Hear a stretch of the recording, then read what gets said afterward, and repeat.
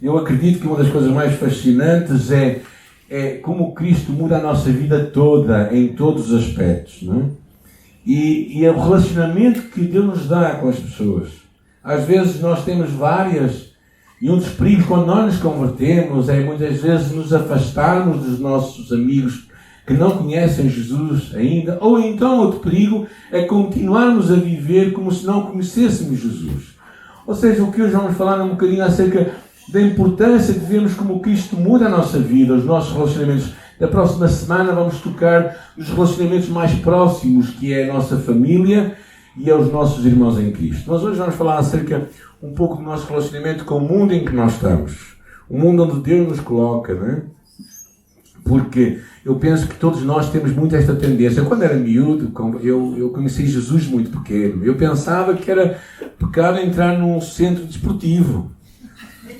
Não sei se alguém teve estes pensamentos já, mas achava que aquilo era só de pessoas que não conheciam a Deus. Ou seja, nós criamos os nossos próprios preconceitos, as nossas próprias ideias. Achamos que o cristão tem que ser aquela pessoa que não pode estar em alguns lugares, não é? Eu fui daqueles que só aos 18 anos fui pela primeira e última vez a uma discoteca. Pronto, e não me arrependo disso, gente. Pronto, também não vou falar sobre esse assunto, mas acho que às vezes nós temos as nossas próprias visões acerca do mundo em que nós estamos e acerca da própria cosmovisão disso. E hoje é um tema muito interessante. A carta 1 de Pedro, capítulo 2, enquanto os nossos amigos aí em cima continuam à procura da minha mensagem, se Deus quiser está aí, espero eu. 1 de Pedro, capítulo 2, versículo 11 até o versículo 25, está bem?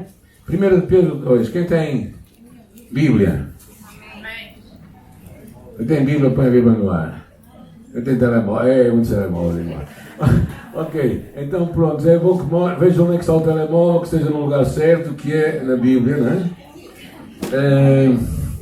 Então, 1 de Pedro, capítulo 2, é um capítulo, nós falámos um pouco acerca da semana passada, acerca da importância de chegarmos a Cristo, de intimidade com Jesus, como uma pedra se chega, usamos aquela imagem que existe ali em Arouca, das pedras parideiras, um lugar onde elas vão crescendo nas rochas e onde tu e eu também precisamos de crescer em Cristo, que é a pedra angular.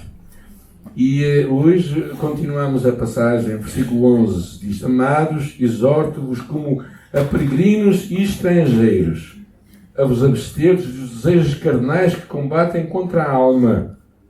Seja correto o vosso procedimento entre os gentios, para que naquilo que falam mal de vós, como se fosseis praticantes do mal, ao observarem as vossas boas obras, glorifiquem a Deus no dia da visitação.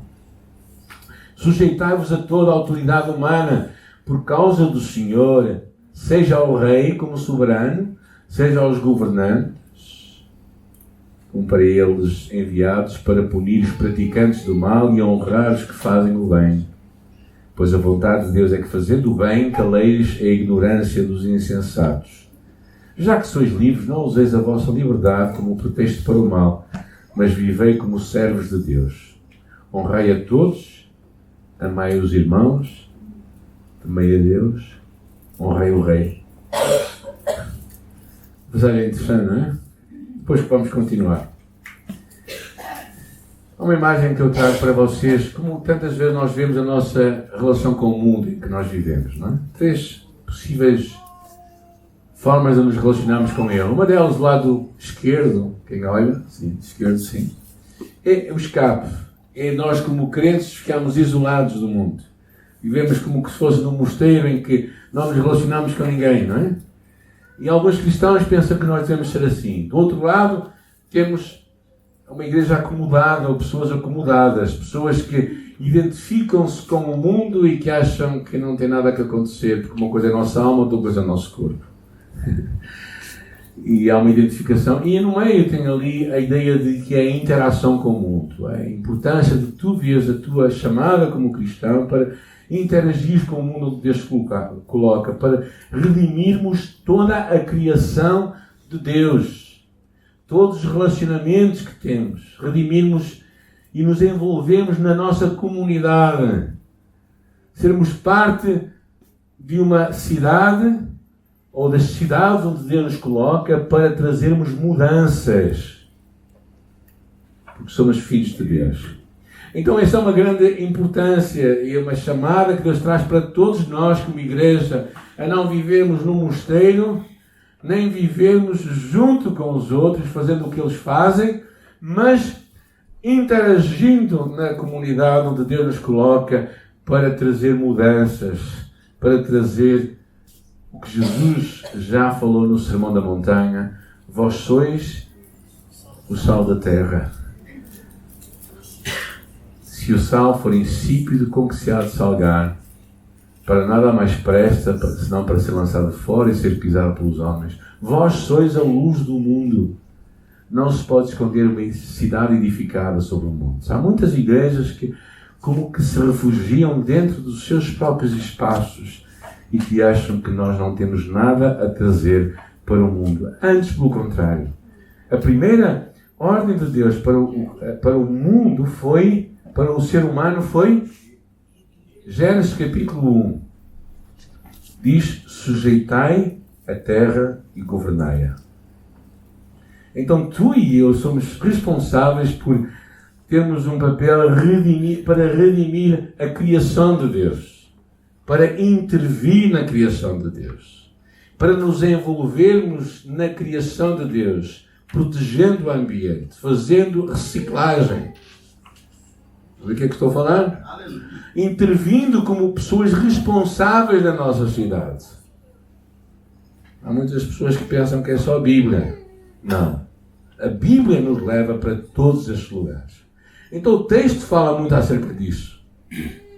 Eu acho que é importante porque ele termina no versículo 9, quando ele diz: vós sois a geração eleita, que falámos a semana passada, sacerdócio real, para que anuncieis as virtudes daqueles que nos chamou. Então Deus nos chama para sermos agentes de transformação, que devolve ao mundo, para termos um impacto e fazermos uma diferença. Não é?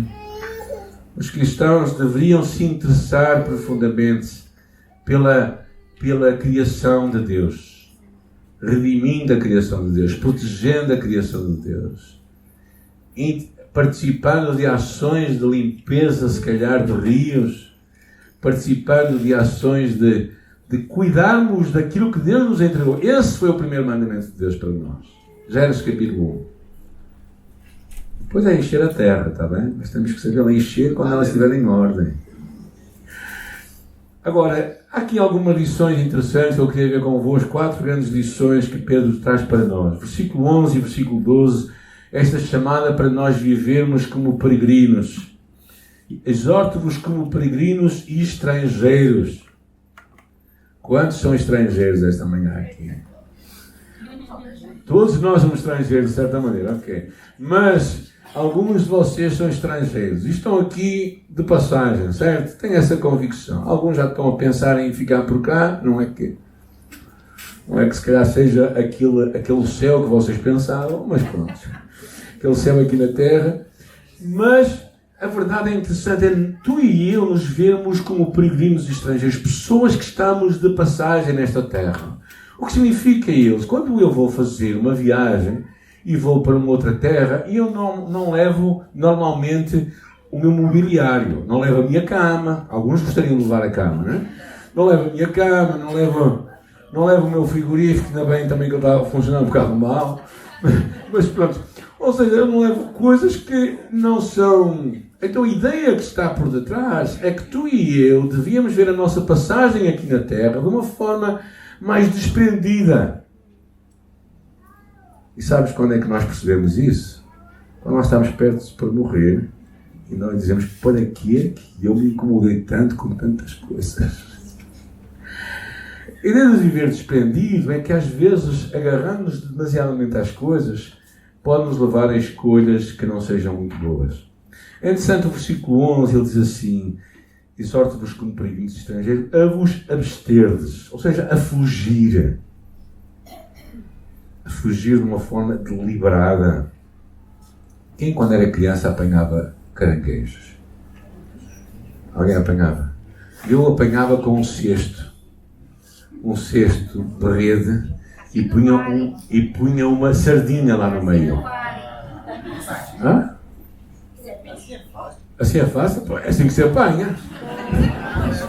Eu também apanhava com a mão, assim. Não tinha problema de apanhar. Mas quando eles estavam dentro da água, era assim que eles apanhavam. Aquele cheiro, aquele engodo os atraía. E eles iam lá todos cá dentro. E às vezes o que acontece é que às vezes as paixões, as coisas que nós vamos agarrar nesta terra, vai nos levando a engodar a nossa vida. Nós ficamos atraídos por aquilo. Então ele diz, abster-vos, diz ele, das paixões carnais. Ou seja, fugir disso. Porquê? Ele depois diz, é muito interessante, seja correto o vosso procedimento entre os gentios. Ou seja, dai um bom testemunho, vivei de uma forma honesta. É lamentável quando vemos o péssimo testemunho que alguns cristãos estão a dar. Cristãos que ficam a dever sem pagar as suas dívidas. Pessoas que assumem compromissos e não os cumprem. Pessoas que falham às promessas que fazem. O apóstolo Pedro toca no dedo e ele fala claramente. Seja correto o vosso procedimento, para que os gentios, aqueles que não conhecem a Deus, quando falarem de vós, não tenham coisas para vos apontar. Então não são as obras que mostram que nos tornam filhos de Deus, mas elas demonstram que nós verdadeiramente somos filhos de Deus. Alguém que não tem uma vida transformada é de questionar se realmente algum dia foram transformados. Não é uma oração que salva ninguém. É um arrependimento profundo e um desejo de mudança em nosso coração. Então Pedro está a começar a falar isto para quem? Para cristãos que estão a ser perseguidos por causa da sua fé. Ele traz uma segunda ideia que eu acho muito interessante. É nós vivermos uma cidadania responsável. No princípio da Igreja, os cristãos foram acusados, muitas vezes, de crimes, não é? Sabemos o que aconteceu com Nero, por exemplo, que acusou os cristãos de terem lançado fogo a Roma. Eles eram acusados muito facilmente pelas outras pessoas. Então eles tinham uma responsabilidade maior, que eu acho muito interessante, o que ao mesmo tempo é assustador, porque eles viviam num contexto de perseguição e de serem maltratados, e mesmo assim eles tinham que se lembrar das palavras de Jesus: dai a César o que é de César e a Deus o que é de Deus. E como o Romanos fala, toda a alma esteja sujeita a potestades superiores, a autoridades superiores, porque a autoridade que não vem de Deus.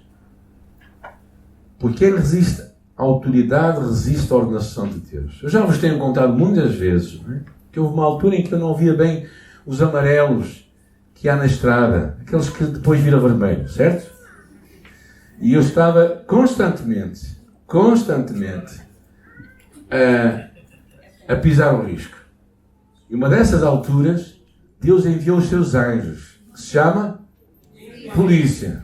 Polícia de trânsito. Estava lá à frente mesmo. E eles fizeram assim e eu encostei-me. E eles fizeram uma pergunta. Primeiro, você viu o que fez? Eu tinha a oportunidade de dizer verdade ou mentira, certo? Talvez não adiantasse muito.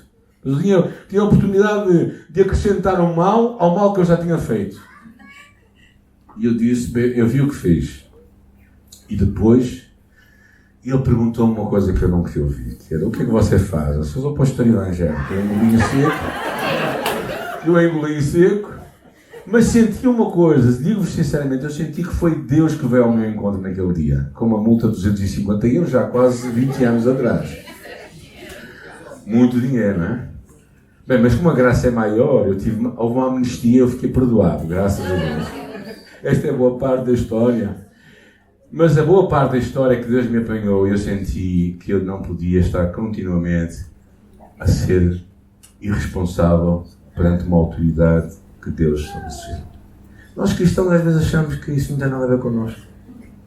Mas Pedro é muito claro que nós precisamos de estar sujeito às autoridades. Por isso é que ele mesmo diz: usai a vossa liberdade de uma forma responsável. Como livres.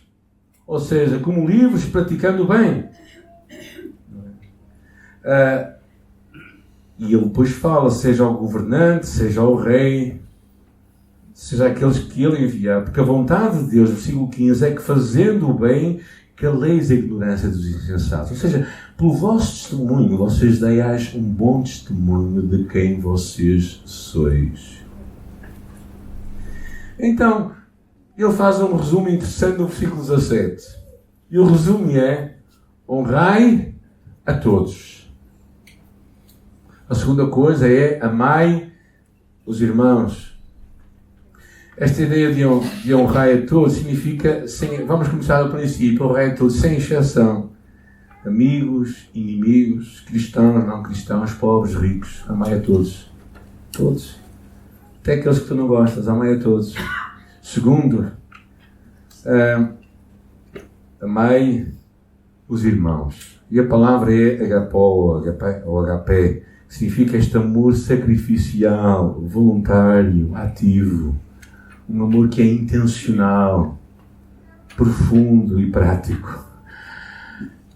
Nisto conhecerão que são os meus discípulos quando vos amardes uns aos outros.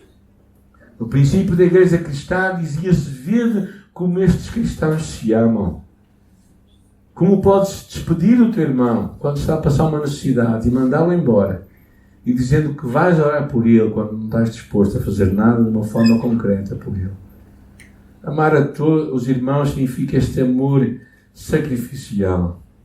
Terceiro, temei a Deus, reverenciai a Deus, submetei-vos a Deus, tendo consciência de quem Deus é. E a última é: honrai o rei. Agora vocês dizem: mas não temos rei? Pois não, temos autoridades que dizem aquilo. Esta ideia de honrar significa realmente nós cooperarmos com eles nas posições em que eles estão. Sermos sujeitos às autoridades. Então o cristão deveria ser alguém que não está alienado deste mundo, mas alguém que é participante ativo, voluntário e interventivo no mundo onde Deus nos coloca.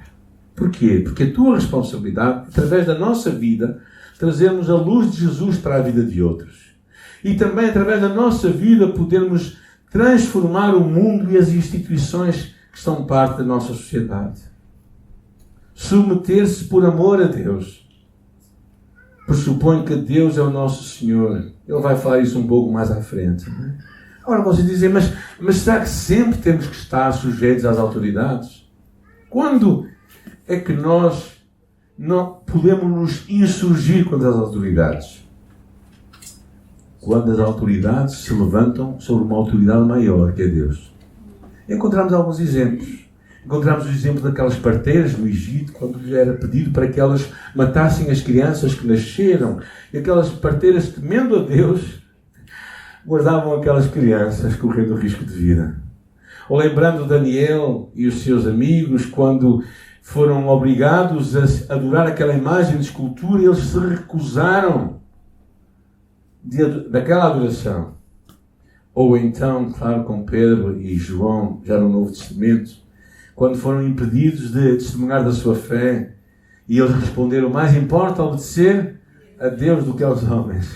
Ou seja, há uma altura em que a autoridade se levanta contra Deus, e aí nós não temos de estar sujeitos à autoridade. Mas isto acontece muito pouco, está bem, gente? De uma forma geral, o que a Bíblia fala é que nós cristãos deveríamos ser pessoas que cooperam e que participam, vivendo uma cidadania responsável, sendo participantes de uma sociedade da qual talvez nós não somos parte, mas da qual Deus ainda decidiu não nos tirar daqui. Quem está a respirar hoje?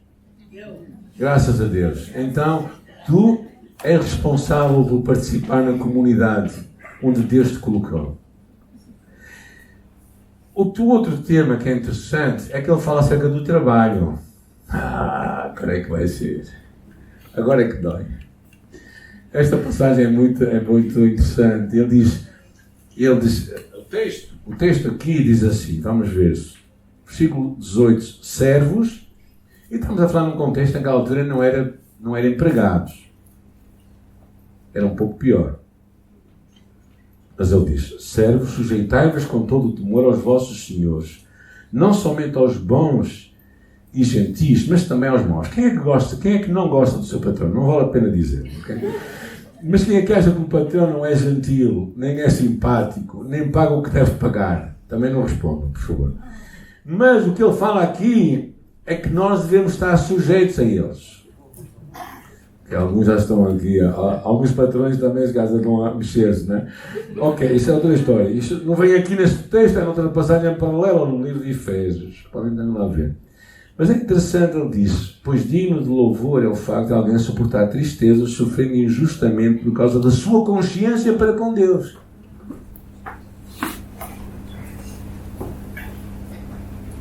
Pois que mérito há em suportar sofrimentos se cometeis pecados e sois esbofeteados por isso. Ou seja, se agis mal, até não há nenhum benefício nisso.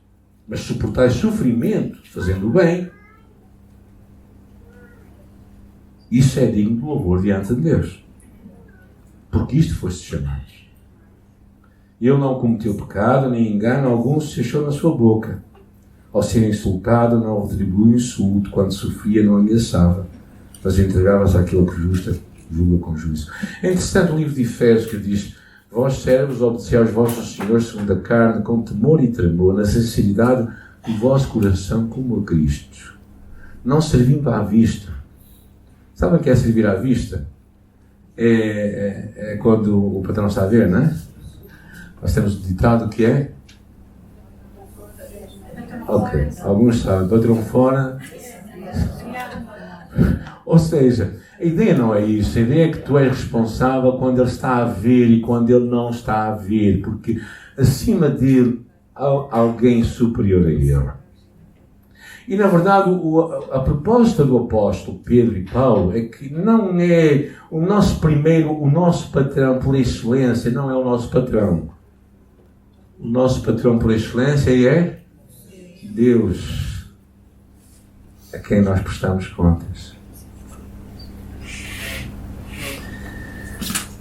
Ou seja, os cristãos deveriam ser os melhores trabalhadores, porque a recompensa final vem de Deus. Os cristãos acreditam que, em última análise, a recompensa vem de Deus para cada um de nós. E é por isso que em Colossenses ele vai um pouco mais longe, quando ele diz, e tudo quanto fizerdes, fazei-o de todo o coração, como ao Senhor e não aos homens. Ok. Eu acho, sinceramente acredito, incomoda-me quando pessoas me dizem, eu não quero nenhum cristão a trabalhar em minha casa. Incomoda-me muito, porque eu acho que se é assim, então que tipo de cristãos nós temos? Que tipo de Cristo nós servimos? Se nós não somos responsáveis, se nós não damos exemplo, que tipo de sociedade estamos a pensar em criar?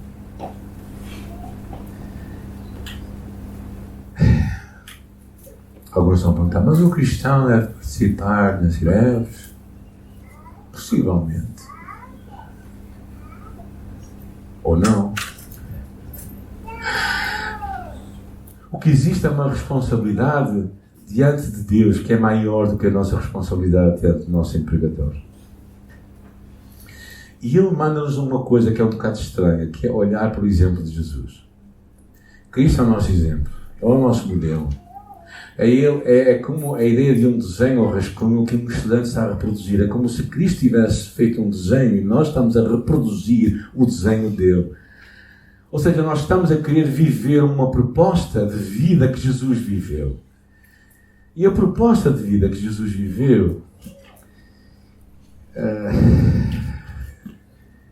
ele que foi puro e inocente e engano se achou na sua boca, foi alguém que não pecou, não se vingou, mas confiou em Deus o Pai e esteve disposto a sofrer para que nós pudéssemos ser salvos. a morte de Jesus torna possível aos cristãos serem livres. O versículo 24 diz: Ele mesmo, Jesus, levou os nossos pecados em seu corpo sobre o madeiro. Cristo levou os teus pecados, os meus pecados, sobre uma cruz. O que tu fizeste de mal, os teus pensamentos maus, os teus desejos maus, aquilo que tu nem chegaste a verbalizar, mas que tu alimentaste na tua alma, e Ele levou sobre a cruz, para que, mortos para os pecados, pudéssemos viver para a justiça. Pelas suas feridas fomos sarados. A morte de Jesus é mais do que um exemplo, é a promessa de que nós também iremos viver uma nova vida.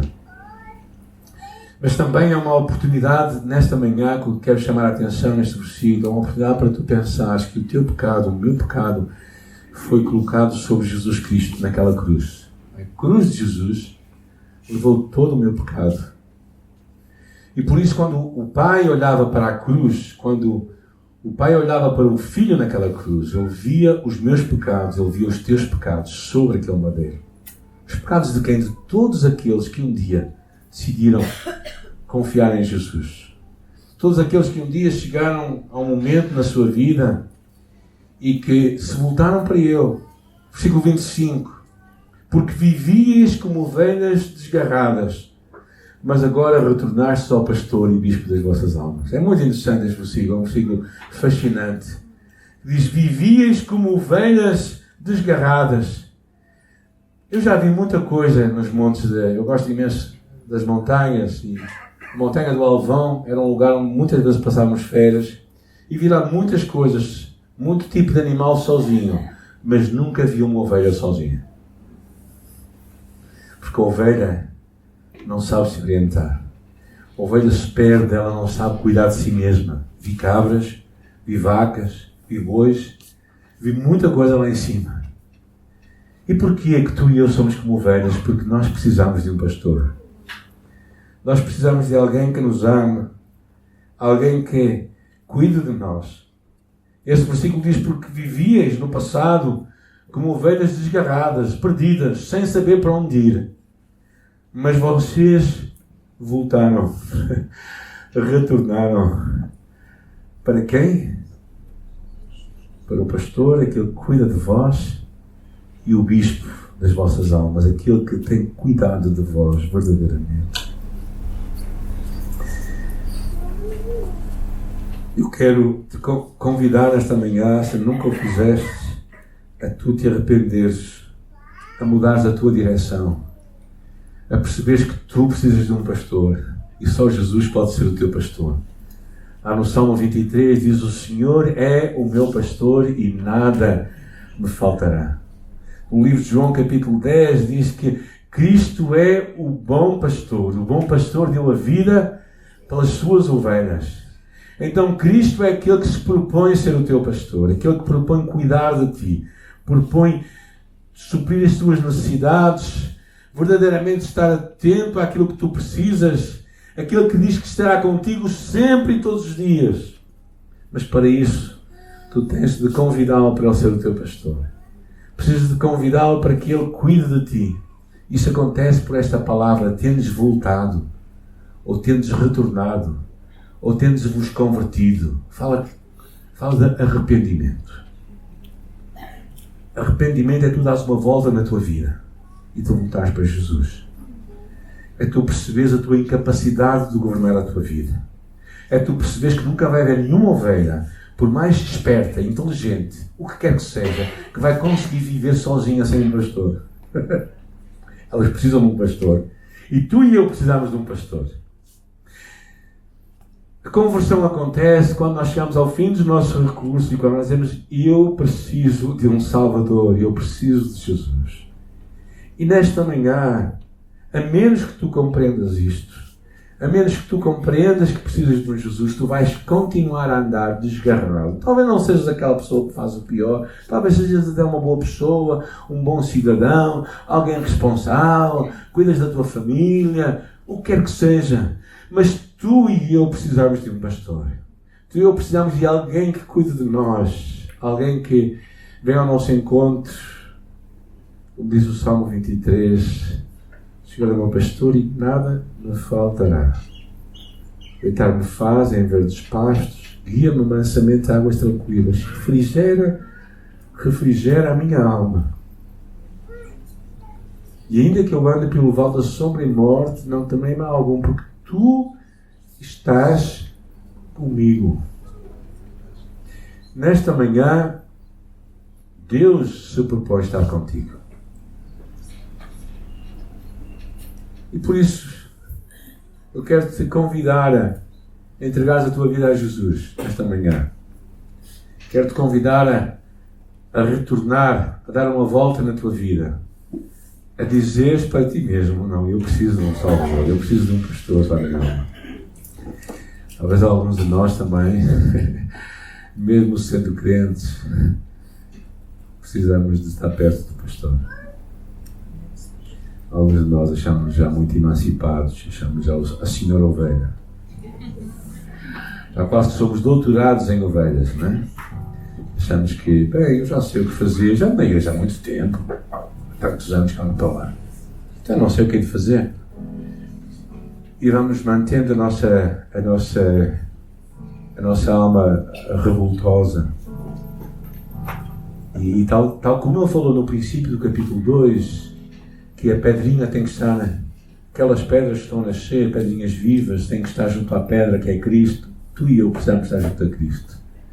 Tal como as varas precisam estar na videira verdadeira, tu precisas estar na videira verdadeira.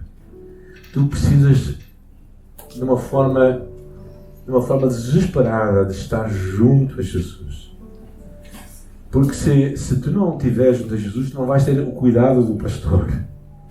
E depois esqueces, porque é que a minha vida vai assim? Porque é que ninguém se importa comigo? Porque é que eu não sinto Deus na minha vida? Porque tu não queres, simplesmente, por alguma razão, não queres ser cuidado pelo pastor.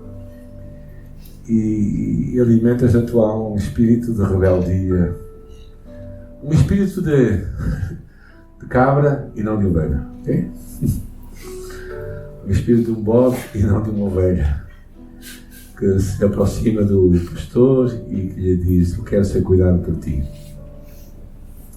Por isso eu quero nesta manhã te convidar a fechar os nossos olhos e te convidar a ti.